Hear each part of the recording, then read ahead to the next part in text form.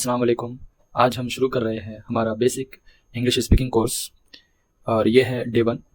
इस वीडियो में हम बेसिक इंग्लिश ग्रामर और कुछ कॉमन सेंटेंसेस को कवर करेंगे जो आपको इंग्लिश में कम्युनिकेशन में मदद करेंगे। अगर आप इंग्लिश में कॉन्फिडेंट होना चाहते हैं तो वीडियो को अंत तक देखें और हमारे साथ इंग्लिश स्पीकिंग को सीखते रहिए। तो चलिए आज का लेसन शुरू करते हैं। सबसे पहले हम ये जान लें कि हमें आमतौर पर सेंटेंस बनाने के लिए सब्जेक्ट, हेल्पिंग वर्ब, वर्ब और ऑब्जेक्ट की ज़रूरत पड़ती है। इंग्लिश ग्रामर में सब्जेक्ट काम करने वाले को कहा जाता है और हेल्पिंग वर्ब हमें ये बताता है कि काम कब हो रहा है। वर्ब काम होता है, ऑब्जेक्ट जिस पर काम हो रहा है, ऑब्जेक्ट उसे कहते हैं जिस पर काम हो रहा है। इस एग्जाम्पल की मदद से समझते हैं। He is watching a movie, वो मूवी देख रहा है, जिसमें ही हमारा सब्जेक्ट है, इज हेल्पिंग वर्ब है, वॉचिंग वर्ब है और मूवी ऑब्जेक्ट है। He is watching a movie, he हमारा subject, is helping verb, watching verb और मूवी ऑब्जेक्ट है। ठीक है, आगे बढ़ते हैं। सबसे पहले उसके बाद हम देखें सब्जेक्ट यानी काम करने वाला, वो होता है ही, शी, नेम, इट। ही का मतलब होता है वो या उसे, ये बॉय के लिए इस्तेमाल करते हैं। शी का मतलब भी होता है वो या उसे, लेकिन ये गर्ल के लिए इस्तेमाल करते हैं। नेम का मतलब तो होता है नाम है। इट का मतलब होता है ये। आई का मतलब मैं, यू का मतलब तुम, वी का मतलब हम, दे का मतलब वो सब। ये सब सब्जेक्ट है। हेल्पिंग वर्ब की अगर बात करें तो बी वाले हेल्पिंग वर्ब होते हैं, जैसे am, is, are, was, were, been, being. Have वाले हैं हैज, हैव, हैड। इसे हम आगे डिटेल में देखेंगे। डू वाले होते हैं डज, डू, डिड। फिर बाद में will, shall, would, should, can, could, may, might, must, ought to.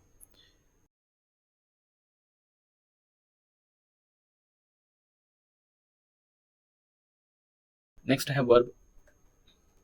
Verb मतलब काम, ये एक्शन वर्ड्स होते हैं, जैसे थिंक मतलब सोचना, से मतलब कहना, नीड मतलब ज़रूरत, प्ले मतलब खेलना, गो मतलब जाना, पे मतलब रुपए देना या पे करना, सी मतलब देखना, वॉक मतलब चलना, एग्री मतलब सहमत होना, लुक मतलब देखना, सेंड मतलब भेजना, फाइंड मतलब खोजना, लाइक मतलब पसंद करना, फील मतलब महसूस करना।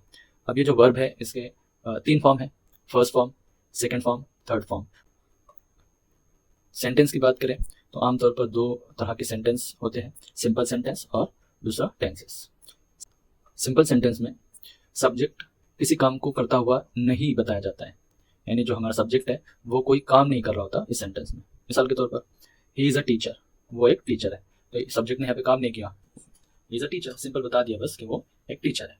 ठीक है, लेकिन अगर टेंस की बात करें तो इस सेंटेंस में सब्जेक्ट किसी काम को करता हुआ बताया जाता है।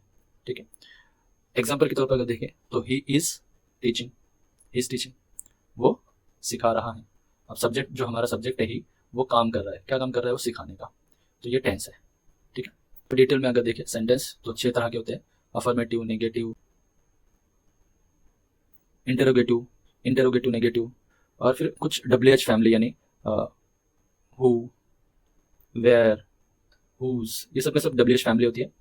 अ, उसके साथ में interrogative sentence, WH family, interrogative, negative sentence, इस तरह से। अफर्मेटिव ये सादा वाले सेंटेंस होते हैं, जैसे वो लिख रहा है, वो पढ़ रहा है, वो जाता है, वो जाएगा। नेगेटिव सेंटेंस जिसमें नहीं का इस्तेमाल होता है। ठीक है, नहीं का इस्तेमाल होता है वो नेगेटिव सेंटेंस कहलाते हैं, जैसे वो नहीं लिख रहा है, वो नहीं जाएगा, वो नहीं पढ़ता है, वो नहीं बोलता है। ठीक है, इंटरोगेटिव ये क्या वाले सेंटेंस होते हैं, जिसके स्टार्ट में क्या लगता है, जैसे क्या वो लिख रहा है, क्या वो पढ़ रहा है, क्या वो स्कूल जाएगा। इंटरोगेटिव नेगेटिव, क्या वो नहीं लिख रहा है, क्या वो नहीं पढ़ रहा है, क्या भी है और नेगेटिव भी है, तो वो इंटर। लेकिन ये वाले WH फैमिली वाले जो सेंटेंस है ये भी क्वेश्चन वाले ही सेंटेंस होते हैं। ठीक है, सवालिया ही जुमले होते हैं। WH फैमिली इसके स्टार्ट में लगती है, जैसे who is writing, who is coming, who is not writing, who is not coming, who is speaking, who is not speaking, है ना, जिसमें नेगेटिव, इंटरोगेटिव इस तरह से आता है।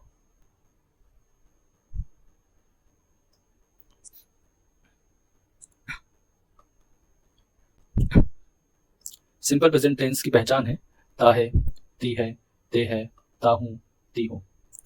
जैसे वो कहता है, तो ता है से हमें पता चल जाएगा कि ये सिंपल प्रेजेंट टेंस है। सिंपल प्रेजेंट टेंस को प्रेजेंट इंडेफिनिट भी कहते हैं, ठीक है।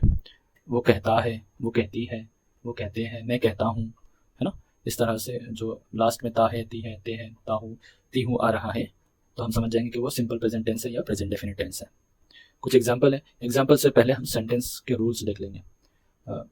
इसके रूल्स है subject plus verb plus S या ई एस, ये अफर्मेटिव का रूल है, सिंपल प्रेजेंट टेंस में अफर्मेटिव का रूल है।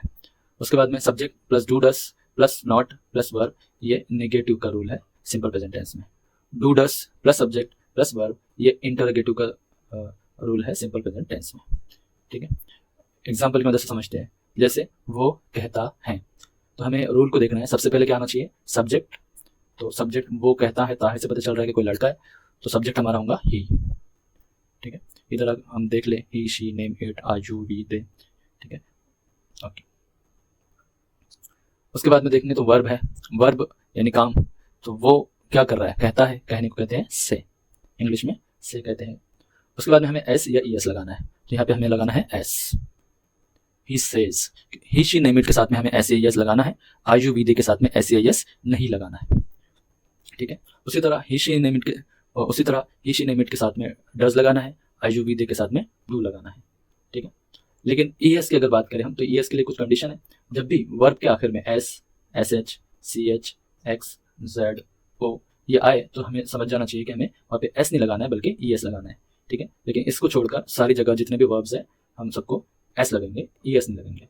जैसे यहाँ पे वो टीवी देखता है, ताहे से अगेन हमें पता चल गया कि ही है। सब्जेक्ट के बाद में क्या आना चाहिए, वर्ब, वर्ब मतलब देखना, देखने के लिए वॉच का इस्तेमाल करते हैं। इसके बाद क्या लगाना है, एस या ई एस। तो अगर हम देखें तो यहाँ पे लास्ट में जो वर्ब के लास्ट में आ रहा है, वर्ब के लास्ट में वो सी एच है। सी एच के लिए हमें जब भी वर्ब के आखिर में सी एच आए तो हमें क्या लगाना है, ई एस लगाना है। तो हो जाएगा ही वॉचेस, क्या देख रहा है वो, टीवी देख रहा है, ही वॉचेस टीवी, ठीक है। एक और एग्जाम्पल है, वो नहीं कहता है, यानी ये नेगेटिव वाला सेंटेंस है, ये वाला रूल अप्लाई करेंगे हम जिसमें नॉट का इस्तेमाल हो रहा है। तो रूल अगर देखें, सबसे पहले क्या आना चाहिए, सब्जेक्ट। वो नहीं देखता है, अगेन वो नहीं कहता है, अगेन हमें पता चल रहा है ताहे कि वो लड़का है, तो वो के लिए इस्तेमाल करेंगे हम ही। उसके बाद में डू या डज में से क्या लगाना है, तो हमें पता है ही, शी, नेम, इट में से कुछ भी अगर आए तो डज लगाते हैं, तो हम लगाएंगे डज। उसके बाद में किस नंबर पर, नॉट आएगा।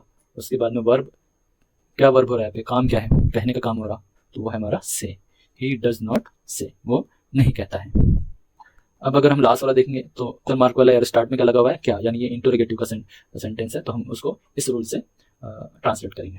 सबसे पहले अगर हम देखें तो डू डज में से हमें क्या लगाना है, क्योंकि ये ही है तो हमें लगाना है डज। उसके बाद में सब्जेक्ट, सब्जेक्ट कौन है, ही। उसके बाद में वर्ब, वर्ब कौन है, से।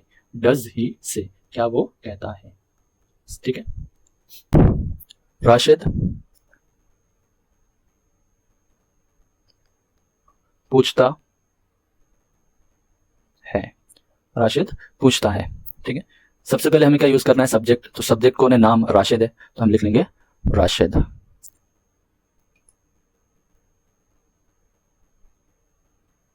उसके बाद में वर्ब, पूछना, पूछना, पूछने को इंग्लिश में कहते हैं आस्क, लगाना है, क्योंकि राशिद है तो हम ऐसे एस लगा सकते हैं, और लास्ट में के आ रहा है, इसमें से कोई भी कंडीशन नहीं है कि हम ई एस लगाएंगे, इसका मतलब हम क्या लगाएंगे, एस लगाएंगे। राशिद आस्क, राशिद पूछता है, ठीक है। वो खेलती है, वो खेलती है। तो सबसे पहले सब्जेक्ट, वो खेलती है, ती है से पता चला लड़की है, तो हम लिखेंगे शी, ही नहीं लिखेंगे, शी लिखेंगे। उसके बाद में वर्ब, खेलने को क्या कहते हैं, प्ले, शी प्ले। उसके बाद में एस या एस लगाना है, तो क्योंकि लास्ट में वाई है तो हमें लगाना है फिर बाद में एस, शी प्लेज, वो खेलती है। मैं कॉलेज जाता हूँ, मैं कॉलेज जाता हूँ, ठीक है। अब ताहू से अगेन पता चल रहा कि सबसे पहले हम देखेंगे सब्जेक्ट, तो मैं है, मैं के लिए हम इस्तेमाल करते हैं आए। उसके बाद में वर्ब, तो वर्ब यहाँ पे यानी काम क्या हो रहा, जाने का काम हो रहा, तो जाने के लिए कहते हैं गो, आए गो। क्योंकि हमें पता है आर, यू, वी, दे के साथ में एस या एस नहीं लगाते हैं, तो हम एस या एस नहीं लगाएंगे। मैं जाता हूँ, इतना सेंटेंस बन गया, कहाँ जाता हूँ, college, I go to college, ठीक है। माँ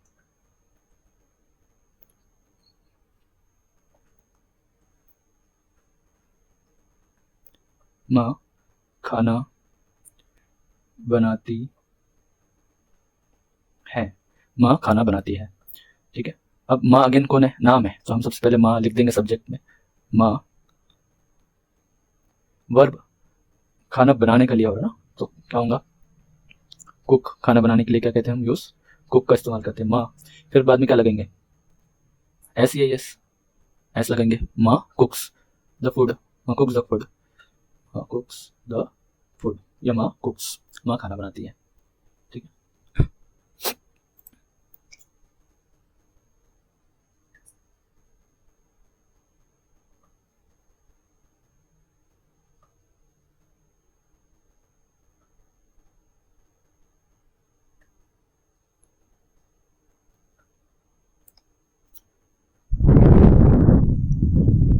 अभी हम इस्तेमाल करेंगे यू। तुम गाड़ी चलाते हो। तुम गाड़ी चलाते हो। ठीक है, ठीक है। अब सबसे पहले सब्जेक्ट तुम, यानी हम इस्तेमाल करेंगे यू। फिर बाद में वर्ब। वर्ब क्या हो रहा है? गाड़ी चलाना, है ना, ये काम हो रहा है, तो लिखेंगे ड्राइव। You drive. उसके बाद में SEIS, क्योंकि IUV दे यू है, हम उसके साथ में SEIS में लगाएंगे। यू ड्राइव, तुम चलाते हो। क्या चलाते हो? गाड़ी, the car. You drive the car. Negative, इसी को हम नेगेटिव बना सकते हैं। सबसे पहले क्या लिखेंगे? यू। उसके बाद में क्योंकि यू है तो उसी यू के साथ में हमें डू लगाना है। You do not. डू के बाद में क्या आएगा? नॉट। उसके बाद में verb. You do not drive what? The car. You do not drive the car. You do not drive the car. तुम गाड़ी नहीं चलाते हो। डू, सबसे पहले क्या यूज़ करेंगे? क्योंकि यू है सब्जेक्ट, तो हम यूज़ करेंगे डू। उसके बाद में subject do you. You verb do you drive the car. Do you drive the car? क्या तुम कार चलाते हो? इस तरह से हमारे ये सेंटेंस बनेंगे। ठीक है, कुछ होमवर्क है जो आपको करना है प्रैक्टिस के लिए। वो स्कूल जाता है, वो गाना गाता है, वो किताब पढ़ता है, वो क्रिकेट खेलता है, वो दोस्त से बात करता है, वो खाना बनाता है, वो साइकिल चलाता है। आप चाहे तो फिर यहाँ पे ताहे की जगह ती है, ते है, अलग अलग सब्जेक्ट यूज़ कर सकते हैं। वो स्कूल जाती है, हम स्कूल जाते हैं, प्रैक्टिस के लिए आप कर सकते हैं। ठीक है, ये आपका होमवर्क है।